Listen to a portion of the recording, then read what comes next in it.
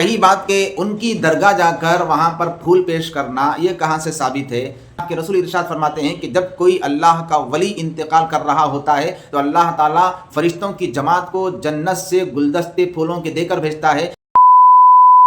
उर्स शरीफ के मौके पर अक्सर ये सवालात होते हैं जाहिलों की तरफ से, और जो औलिया अल्लाह को नहीं मानते उन बेवकूफ़ लोगों की तरफ से अक्सर ये सवालात होते हैं कि उर्स के मौके पर इतना लंबा लंबा सफ़र करके जाना, गरीब नवाज़ की बारगाह में आप जाते हैं, गौस आज़म की बारगाह में आप जाते हैं, बगदाद का पैकेज लेकर जाते हैं, ट्रेन का सफ़र करके अजमेर जाते हैं, अब तो फ्लाइट से भी जा रहे हैं। बहरहाल ये सफ़र करना दुरुस्त नहीं, इतना लंबा लंबा सफ़र करके वहाँ जाने से कुछ नहीं मिलता, वहाँ जाने से कुछ नहीं होता। अल्लाह की इबादत करने से सब मिलता है, अल्लाह की बारगाह में नमाज़ पढ़ने से मिलता है, अल्लाह को याद करने से मिलता है। जो कुछ आपके गुनाह होते हैं वो अल्लाह के ज़िक्र से माफ़ होते हैं। या औलिया अल्लाह की दरगाह जाने से, इनकी बारगाह में जाके फूल चढ़ाने से ये कुछ आपको नफ़ा देने वाले नहीं हैं।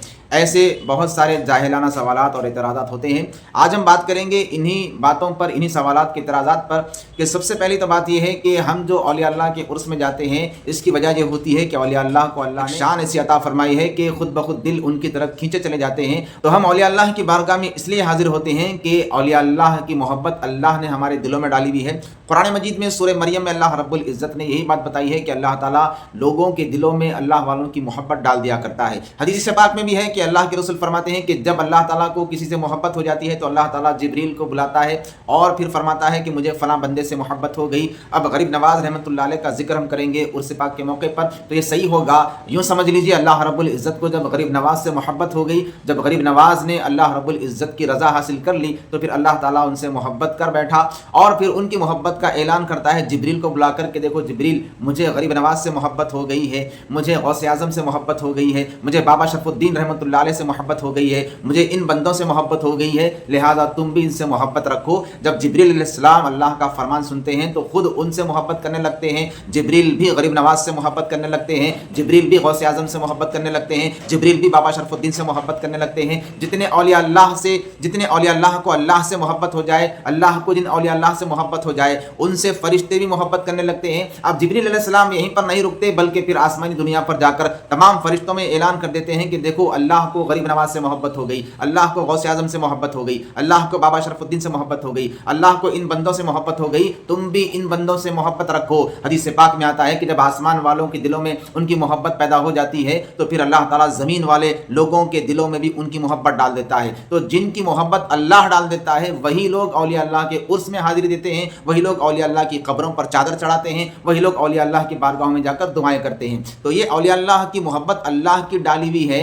हर किसी को ये मोहब्बत नहीं मिलती, जिसको खुदा चुन लेता है उन्हीं को अपने औलिया से मोहब्बत करना नसीब फरमाता है। अब रही बात कि उनकी दरगाह जाकर वहाँ पर फूल पेश करना, ये कहाँ से साबित है, तो उसकी भी हम हदीस पाक से आपको दलील देते हैं। अल्लाह के रसूल इरशाद फरमाते हैं कि जब कोई अल्लाह का वली इंतकाल कर रहा होता है तो अल्लाह ताला फरिश्तों की जमात को जन्नत से गुलदस्ते फूलों के देकर भेजता है, जन्नत से कफन देकर भेजता है और ये फरमाता है जाओ मेरे उस वली को मेरा सलाम कहना और फिर ये जन्नती कफन में उसकी रूह को मेरे पास लेकर आना। तो ये एहतमाम खुदा करता है। जब फरिश्ता आता है तो तमाम फरिश्ते उसके साथ होते हैं, तो हर फरिश्ते के हाथ में जन्नत के फूल होते हैं। यही वजह है कि हम उर्स में जाते हैं औलिया अल्लाह की तो हम भी यहाँ से फूल लेकर जाते हैं ताकि हमसे भी वो सुन्नत अदा हो जाए जो अल्लाह रब्बुल इज़्ज़त फरिश्तों से करवा रहा है। फरिश्ते जब वलियों की बारगाह में हाजिर होते हैं तो फूल पेश करते हैं, हम भी गुलाम बनकर फूल पेश करते हैं ताकि अल्लाह रब्बुल इज़्ज़त को हमारी ये अदा पसंद आ जाए और अल्लाह ताला हम पर रहम फरमा दे।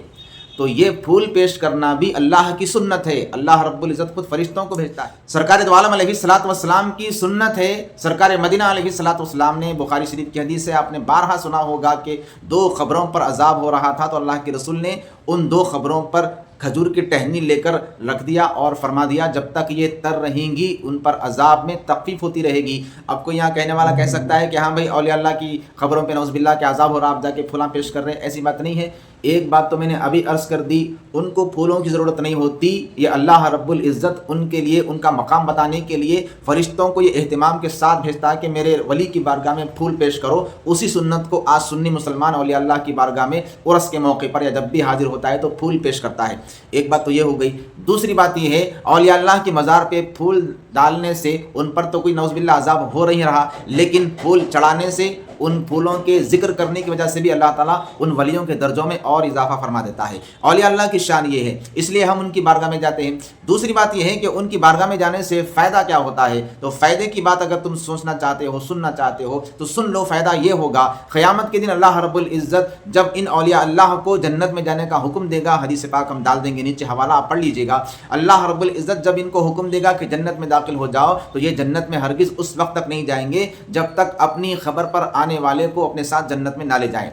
حدیث پاک میں اسی لیے آیا کہ تم قبرستان جاؤ تو سلام کیا کرو، السلام علیکم یا اہل القبور۔ سرکار فرماتے ہیں کہ وہ تمہارا سلام سنتے بھی ہیں اور سلام کرنے والے کو پہچانتے بھی ہیں کہ کون مجھ پر سلام کر رہا ہے۔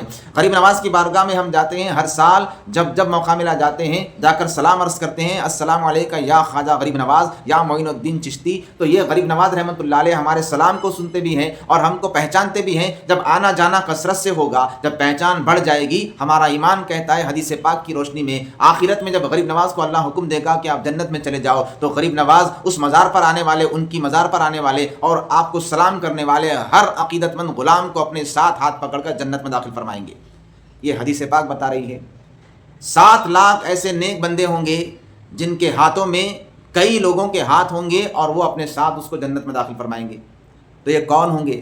وہی عقیدت مند ہوں گے جنہوں نے یہاں پر دامن پیر تھاما تھا، وہی عقیدت مند ہوں گے جنہوں نے بارگاہ غریب نواز میں، بارگاہ غوثیت میں، بارگاہ بابا شرف الدین میں صلاۃ والسلام کے نذرانے پیش کیے تھے۔ یہ وہی اولیاء اللہ کے چاہنے والے ہوں گے۔ ساری دنیا میں اولیاء اللہ پھیلے ہوئے ہیں، تو جہاں جہاں اولیاء اللہ کے چاہنے والے ہوتے ہیں، قیامت کے دن ان اولیاء اللہ کو اللہ رب العزت اس شان سے نوازے گا کہ ہر ولی اپنے چاہنے والوں کی بڑی جماعت کو لے کر اپنے ساتھ جنت میں داخل ہوگا۔ تو یہ اولیاء اللہ کی شان ہے، اس لیے عرس پاک میں جاتے ہیں کہ عرس پاک میں حاضر ہونے سے یہ فائدے تو ہیں ہی، محبت میں ہم حاضر ہوتے ہیں اللہ کی اور اس کے رسول کی اور اس کے ولی کی محبت میں حاضر ہوتے ہیں، اور اللہ رب العزت یہاں پر جتنے لوگ محبت میں غریب نواز کی بارگاہ میں حاضر ہو رہے ہیں، محبت الہی میں، محبت رسول میں، محبت اولیاء اللہ میں جو سفر دور دراز کر کے ان کو سلام پہنچانے کے لیے، ان کی بارگاہ میں عقیدت اور غلامی کا نذرانہ پیش کرنے کے لیے داخل ہو رہے ہیں، قیامت کا دن ہوگا، اللہ رب العزت ان اولیاء اللہ کے دیدار سے بھی ہم کو مالا مال فرمائے گا۔ حدیث پاک بتا رہی ہے۔ تو ہمیں چاہیے کہ ہم اولیاء اللہ کی بارگاہوں میں نذرانہ عقیدت پیش کریں۔ اگر وہاں تک کسی وجہ سے ہم نہیں جا سکتے تو گھروں میں ان کی محفل سجائیں، گھروں میں فاتحہ خوانی کا نظام رکھیں، فاتحہ خوانی کی محفلیں رکھیں۔ اللہ رب العزت ہم تمام کو خواجہ غریب نواز رحمۃ اللہ علیہ کی وفاداری عطا فرمائے، ہماری نسلوں کو ان سے وفاداری کرنے کی توفیق عطا فرمائے اور گمراہیت سے محفوظ فرمائے۔ والسلام علیکم ورحمۃ اللہ وبرکاتہ۔